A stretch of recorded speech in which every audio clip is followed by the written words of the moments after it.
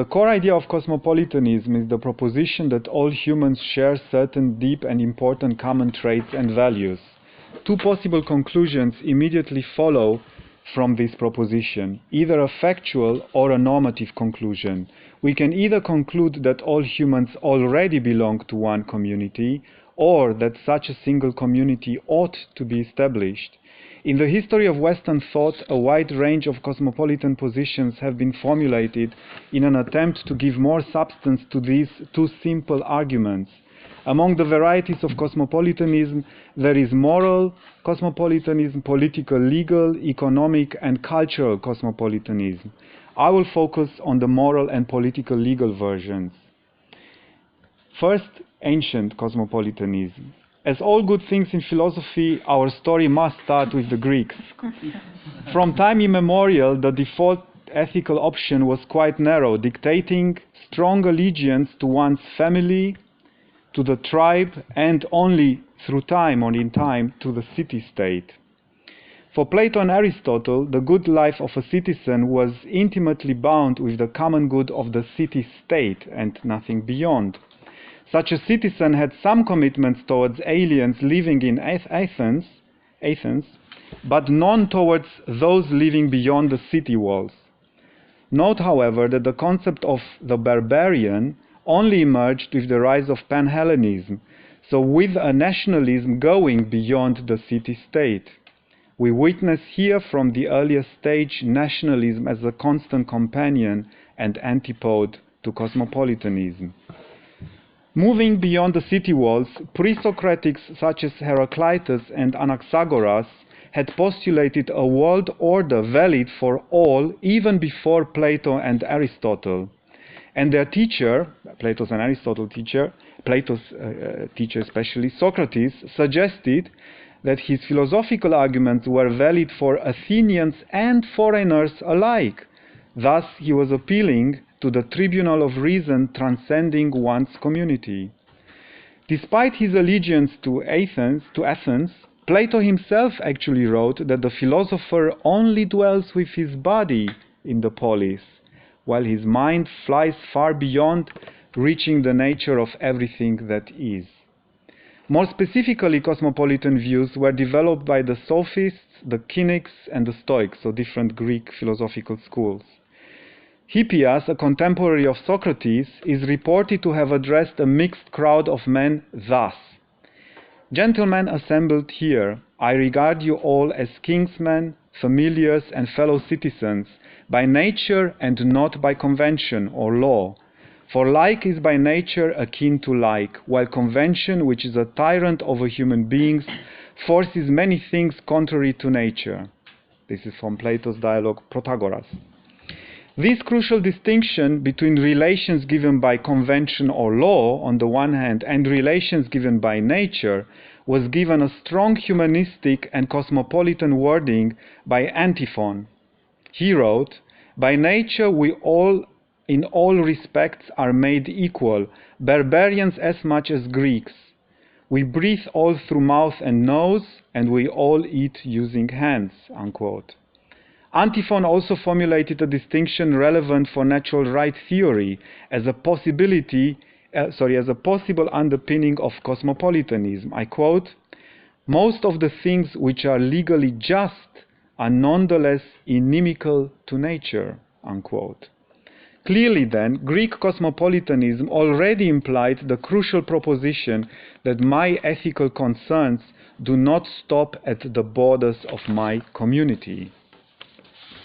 Democritus thought that, I quote, "To a wise man every country stands open, for to a good soul the whole world is his fatherland." Unquote.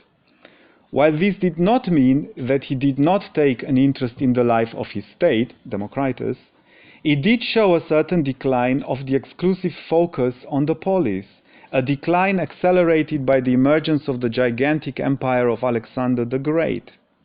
Indeed, when asked where he comes from, Diogenes did not reply from Sinope, but rather simply said cosmopolites, I am a cosmopolitan. But what did such claims imply for these thinkers, we may pause and ask.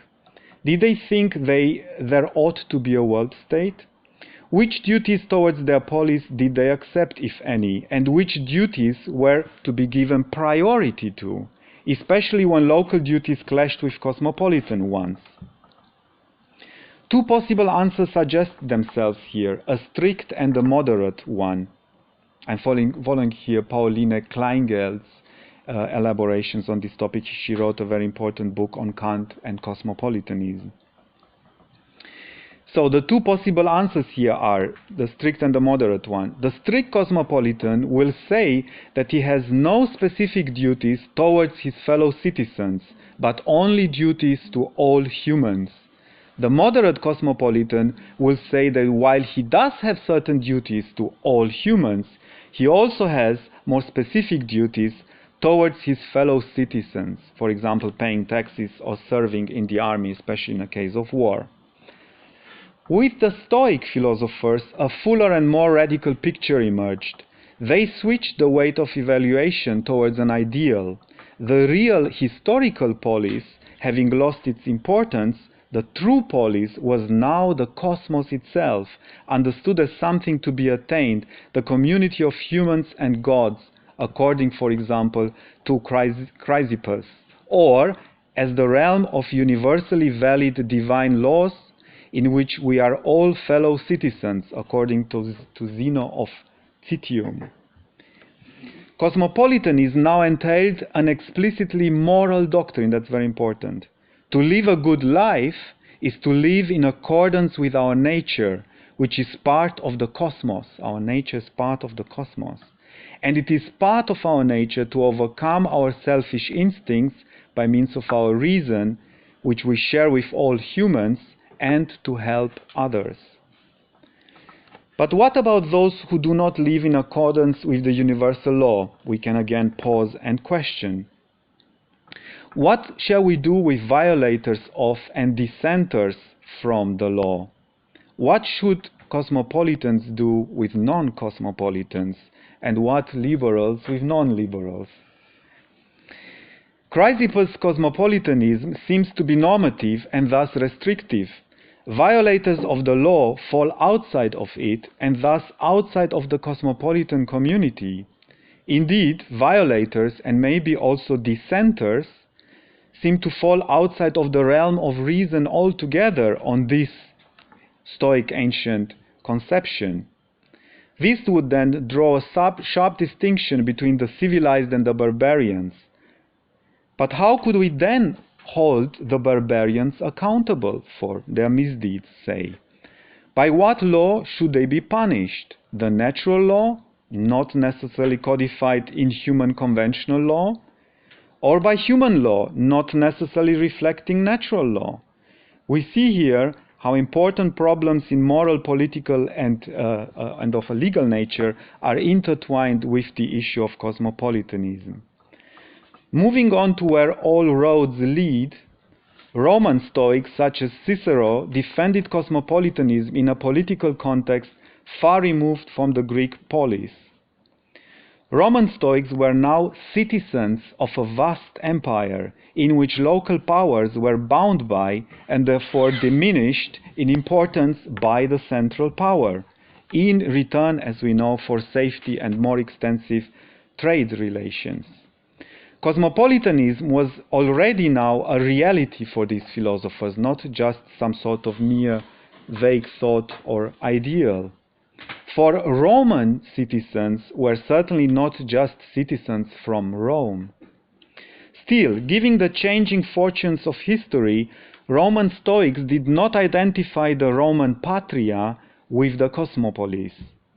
Cicero, for example, seems to have moved from a more moderate form of cosmopolitanism, acknowledging special duties to the Roman state, to a stricter version, namely after he was forced into exile through Caesar's ascendance to power. This made him say, in the famous Tusculan Disputations, that, I quote, "one's country is wherever one does well," unquote. And he described his hero, Socrates, approvingly as a native and citizen of the whole world. Cosmopolitanism here becomes a fallback option for the exiled and the refugees. Prima facie, this was just related to an inner condition, that of true happiness. For the Stoics, this was the pleasure of inner tranquility, which can be achieved anywhere. But if all humans are equal, I think we can push the argument further. For the Stoic cosmopolitan philanthropy, the love of humans, contains already the seed for a more legalistic culture of hospitality, for making humans, especially displaced ones, feel at home anywhere in the world. This was materialized much later in the 1951 Refugee Convention, this seed of cosmopolitanism, humanitarian cosmopolitanism. For Cicero, cosmopolitanism also introduces a standard to measure the goodness of a state. What value, he asks rhetorically, can be attached to the sort of community from which the wise and the good are driven away? He was referring to himself. He was counting himself as belonging to the wise and the good. The wise and the good being here, of course, those thinking and living according to the universal laws of reason. In other words, the cosmopolitans. 2 centuries later, an emperor emerged who actually aimed to rule the Roman Empire by this Stoic standard, Marcus Aurelius. In an attempt to reconcile moderate and strict cosmopolitanism, he argued that, I quote, "For me as Antonius, my state and fatherland are Rome. For me as a human, they are the cosmos," unquote. Elsewhere, he offers a nice sketch of ancient cosmopolitanism, but also pointing forward maybe to modern cosmopolitanism. I give you here the full passage. If the intellectual capacity is common to us all, common too is the reason which makes us rational creatures. If so, that reason also is common, which tells us to do or not to do, practical reason in other words. If so, law also is common. If so, we are citizens. If so, we are fellow members of an organized community. If so, the universe is, as it were, a state.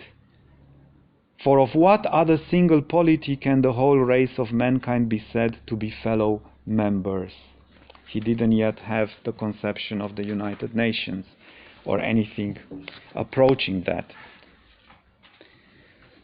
Stoicism played an important role in the formation of Christianity, although Christianity in no way can be reduced to ancient philosophy. In a sense, Christianity is the cosmopolitan religion par excellence, not only because it promotes a God who makes no distinction between Jews and non-Jews, but also because it promotes love, and not only for the alien, the exiled, and the refugee, but also for the sinner, the criminal, and even for our enemies. We find in the writings of Tertullian and Origenes several cosmopolitan arguments, and even the use of the very term cosmopolites.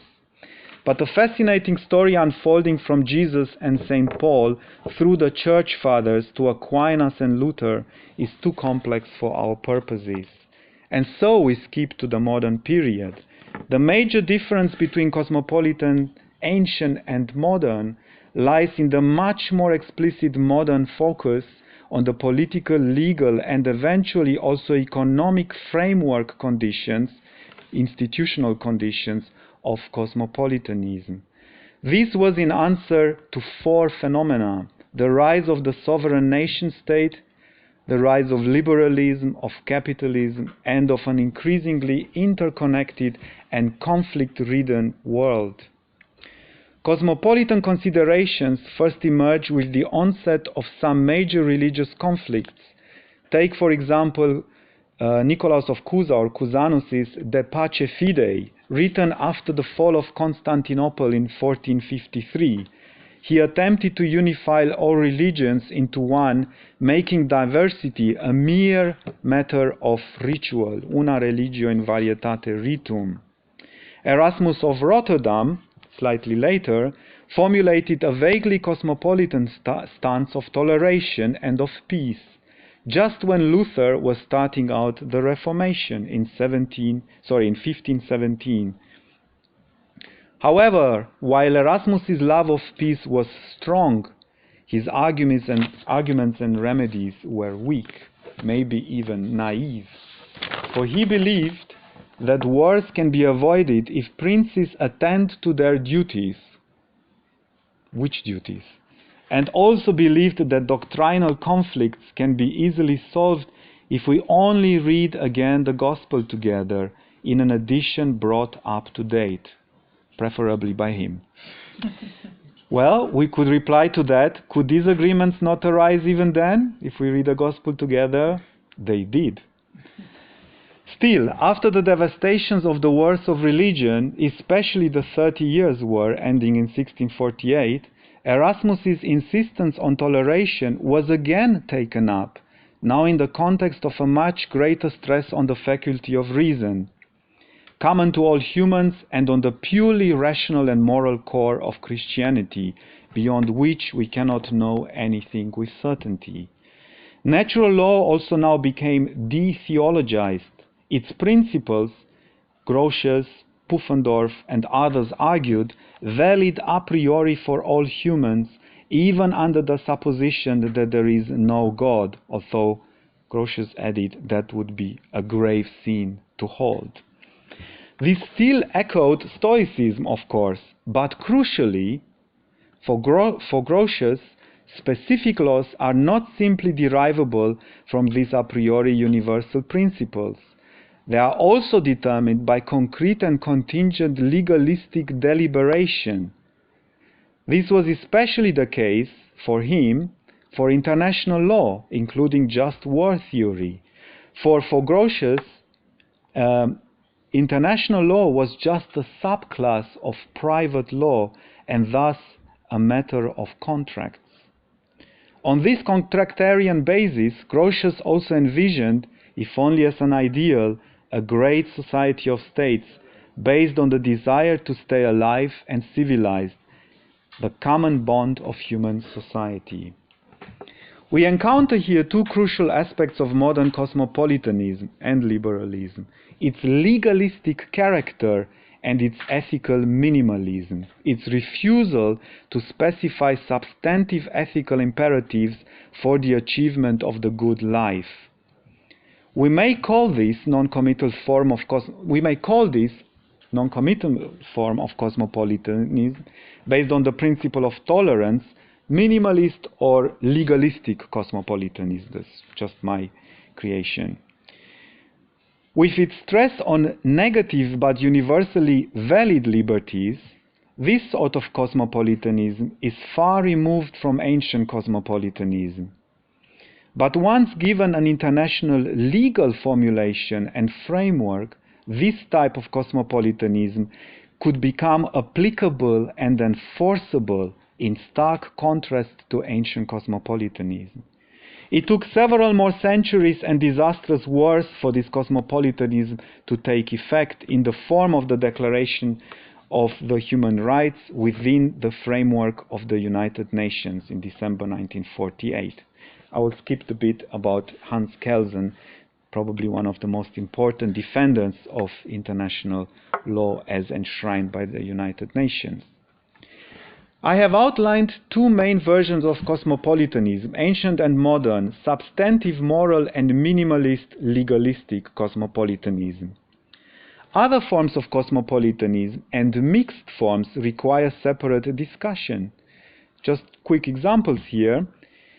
For example, economic cosmopolitanism is an influential option both in its Marxist-socialist variety, as the cosmopolitanism of all proletarians, initially and eventually of all humans, insofar as they had survived the Gulag camps, and in its libertarian and neoliberal variety, as for instance offered by Friedrich Hayek's defense of the free market and free trade. Ironically, by the way, no disagreement here with Marx, who also believed in the free market and free trade, at least temporarily. As for mixed forms, the most prominent cosmopolitan of modernity, Kant, offered precisely this. He argued in Perpetual Peace and elsewhere for, I quote, a cosmopolitan system of general political security between states, if they are, of course, republics. But such a system was for Kant only a first step towards a more substantive understanding of cosmopolitanism. On this more substantive understanding of cosmopolitanism, the overall goal is the development of, again Kant, the original capacities or dispositions of the human species, in particular the universal administration of justice. This cosmopolitanism places demands not just on the relations between states and between a state and its citizens, but on each individual as belonging to the human species. And this seems to me to suggest a synthesis between ancient and modern cosmopolitanism, for it calls each of us to contribute to the, I quote, progressive organization of the citizens of the earth within and towards the species as united by cosmopolitan bonds. I will leave the details to our expert in the room, Sorin Bayashu. For Kant, this remained a mere unattainable ideal, subservient to the idea of moral perfection he inherited from the ancients and the Christian tradition. For us today, the stakes are higher. In an influential paper published by 10 leading climate scientists in 2008, we were told, I quote, if humanity wishes to preserve a planet similar to that on which civilization developed and to which life on Earth is adapted, paleoclimate evidence and ongoing climate change suggest that CO2 will need to be reduced from its current 385 parts per million to at most 350 parts per million, but likely less than that. If the present overshoot of this target, CO2, is not brief, there is a possibility of seeding irreversible catastrophic effects. 11 years later, unquote, 11 years later, in May of this year, the Mauna Loa Observatory in Hawaii measured nearly 415 parts per million, the highest level of CO2 in the atmosphere in the last 20 million years, when sea levels were roughly 24 meters higher than today. Brussels, I just checked last night, to my horror, is just 11 meters above the sea level. Our species is now emitting around 1,300 tons of CO2 per second, 41 gigatons per year, and this rate of emissions is increasing exponentially, not decreasing. Our remaining carbon budget, before we hit a global warming of 1.5 degrees Celsius, will last us, according to some serious projections, 8 more years. And for the 26 years left for the much nastier 2 degrees Celsius scenario, we have 26 years left, if we do not take into account the additional carbon trapped in the permafrost and under the ocean floor. But it would be wrong not to take that into account. In permafrost alone, there is twice as much carbon trapped than there is in the atmosphere, around 1,400 gigatons. Sorry, it's really emotional about it. I'm thinking about my children, so I'm really worried. And now permafrost is melting at an alarming rate. We are rushing fast towards extinction. If we don't do something soon, if it's not already too late, we will not be talking about cosmopolites, but cosmothanatos. Kant told us that nothing is as beautiful in natural history as human history, but surely nothing as tragic.